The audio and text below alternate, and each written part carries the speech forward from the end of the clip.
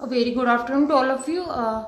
जैसे कि हमने लास्ट लेक्चर में देखा था पोलैरिटी इन्वर्टिंग कॉन्फ़िगरेशन, हम तीन टाइप्स के कॉन्फ़िगरेशंस पढ़ रहे हैं यहाँ पे, step up, step down and today we will discuss polarity inverting configuration, जिसका दूसरा नाम है बक बूस्ट कन्वर्टर। ओके, इसका मोड 1 और मोड 2 हमने कल डिस्कस किया था।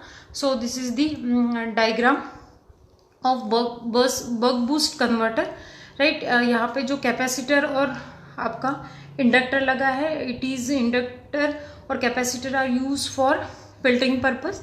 ओके, जो एसी कंपोनेंट्स को फिल्टर आउट करेगा और ओनली डीसी कंपोनेंट्स को पास करेगा। ओके, यहाँ पे जो आपका स्विच है, स्विच ऑन ऑफ दो कंडीशंस में रहेगा, राइट। तो यहाँ पे सबसे पहले हम मोड 1 देखते हैं कि मोड 1 अगर ये स्विच ऑन है, अगर ये स्विच ऑन है उस वक्त क्या होगा कि ये ऑन हो जाएगा तो ये शॉर्ट हो जाएगा इतना, तो सारा का सारा करंट कहाँ फ्लो होने लगेगा, इस इंडक्टर के थ्रू फ्लो होने लगेगा, राइट। तो इसका करंट का डायरेक्शन इस टाइप से रहेगा। ओके, उस वक्त जो आपका स्विच ऑन अगर है तो आपका जो डायोड है, diode will be reverse bias, यानी ये स्विच ओपन स्विच जैसे काम करेगा।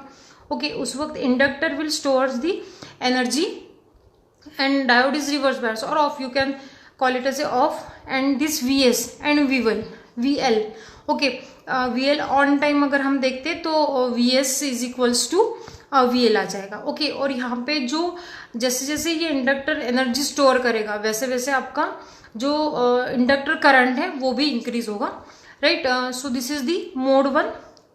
Then mode 2, what will happen, the switch is open. Okay, open अगर स्विच है तो ऑब्वियसली जो इंडक्टर ने प्रीवियस केस में जो एनर्जी स्टोर की है वो रिलीज करेगा। ओके, रिलीज करेगा और इसकी पोलैरिटी ऑब्वियसली चेंज हो जाएगी। जो पोलैरिटी प्रीवियस केस में यहाँ पे प्लस यहाँ पे माइनस थी, तो अब कैसे हो जाएगी, यहाँ पे प्लस और माइनस, और आपका करंट किस डायरेक्शन में फ्लो होगा, इस डायरेक्शन में फ्लो होगा। तो ऑब्वियसली आपका जो डायोड होगा, अगर करंट इस डायरेक्शन में फ्लो हो रहा है तो ऑब्वियसली जो आपका डायोड है, that diode will be on, means it is in forward bias। okay, and this capacitor will be charged by lower plate, यहाँ पे पॉजिटिव साइन आ जाएगा और यहाँ पे नेगेटिव साइन हो जाएगा, आ जाएगा, राइट। तो उस वक्त लेकिन जैसे जैसे ये एनर्जी इसकी रिलीज होती जाएगी वैसे वैसे जो इंडक्टर का करंट है वो डिक्रीज होता जाएगा, क्योंकि ये ऑलरेडी जो स्टोर्ड एनर्जी थी वो रिलीज हो रही है, तो ऑब्वियसली यहाँ पे आयल करंट क्या होगा,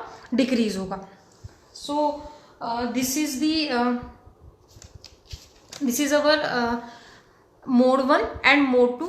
now we will see the mode 3। जो अगर इंडक्टर की एनर्जी अगर जीरो हो जाती है इस वक्त, okay, inductor energy is zero, at that time the diode will be reverse bias और ऑफ।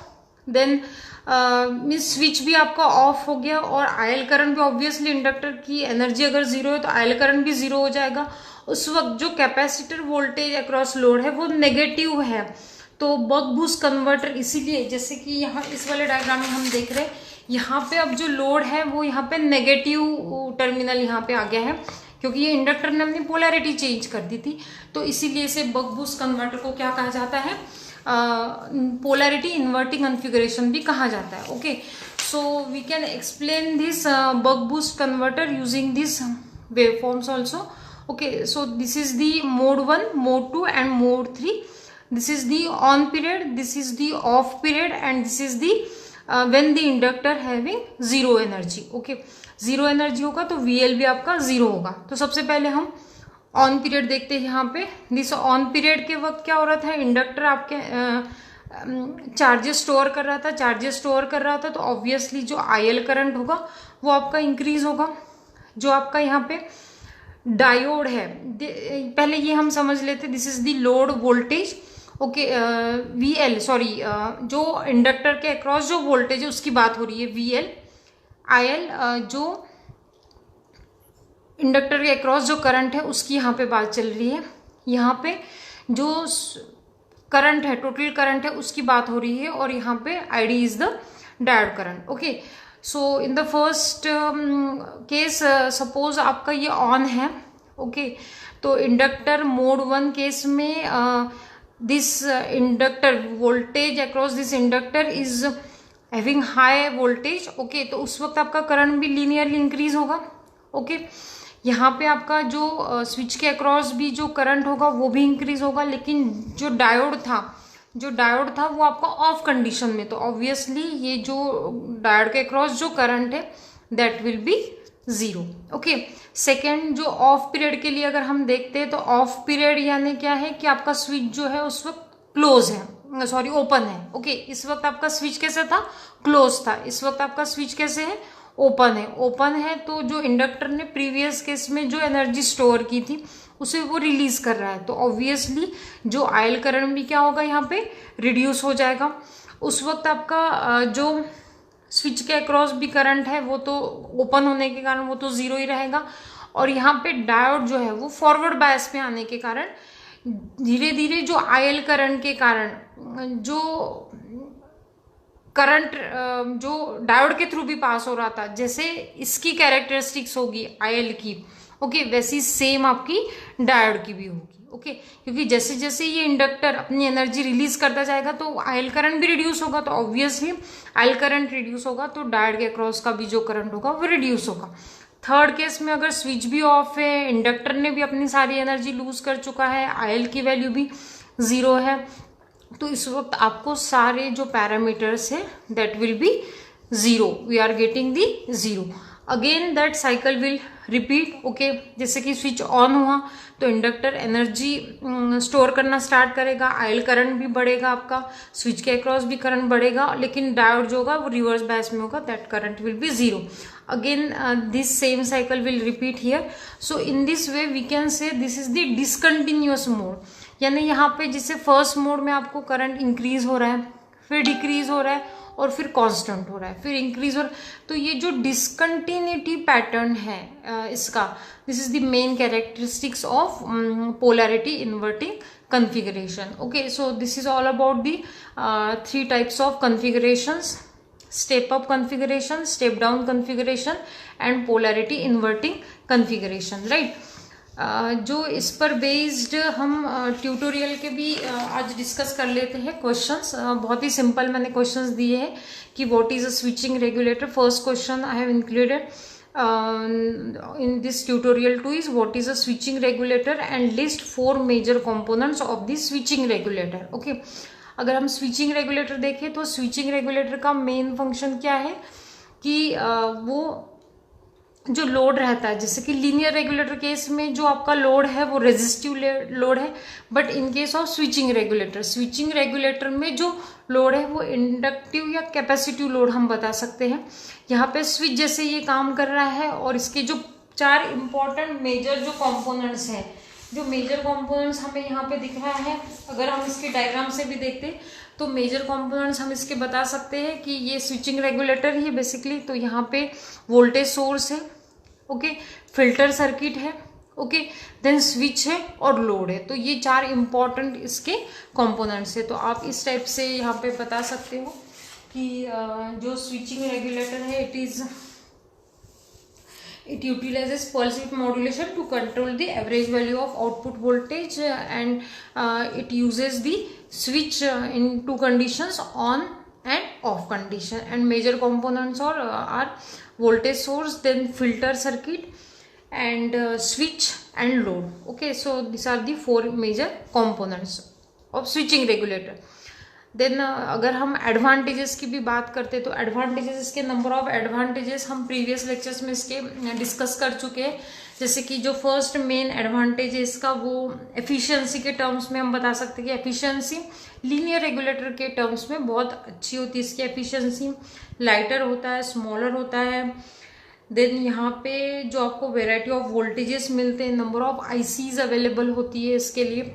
तो आप ये 3-4 इसके एडवांटेजेस भी लिख सकते हैं, एफिशिएंसी, वेट के टर्म्स में, साइज के टर्म्स में। ओके, आप यहाँ पे नोट डाउन कर सकते हैं, राइट।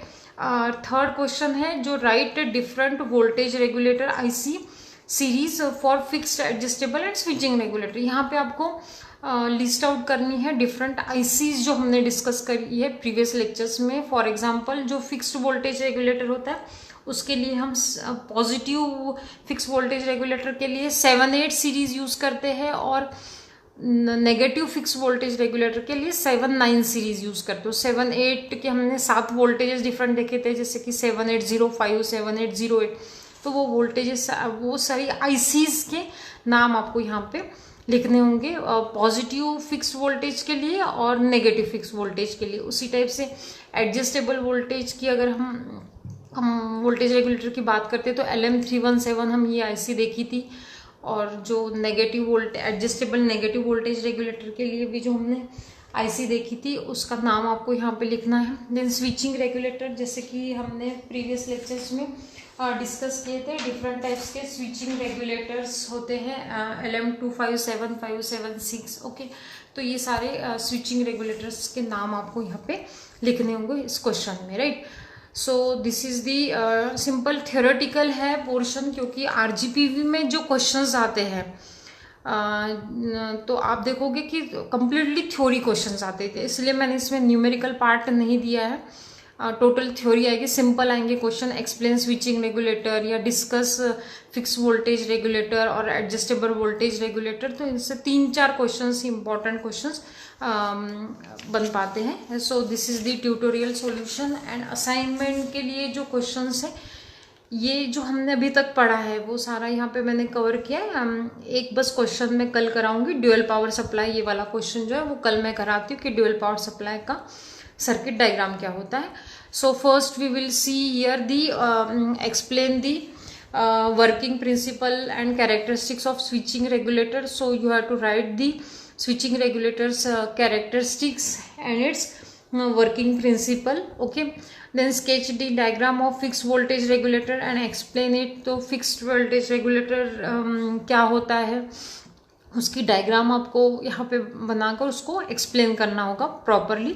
जैसे फिक्स्ड वोल्टेज रेगुलेटर का क्वेश्चन है तो you can write the explanation about both types, fixed positive voltage regulator and fixed negative voltage regulator.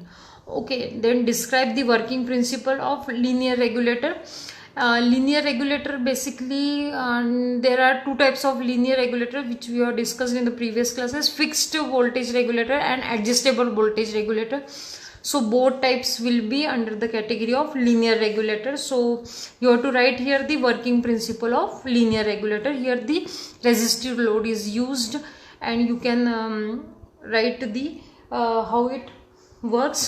Okay, then explain adjustable voltage regulator in detail. तो adjustable voltage regulator के लिए आप LM317 और LM337 ICs के बारे में explanation दे सकते हैं इस केस में, एडजस्टेबल वोल्टेज रेगुलेटर में।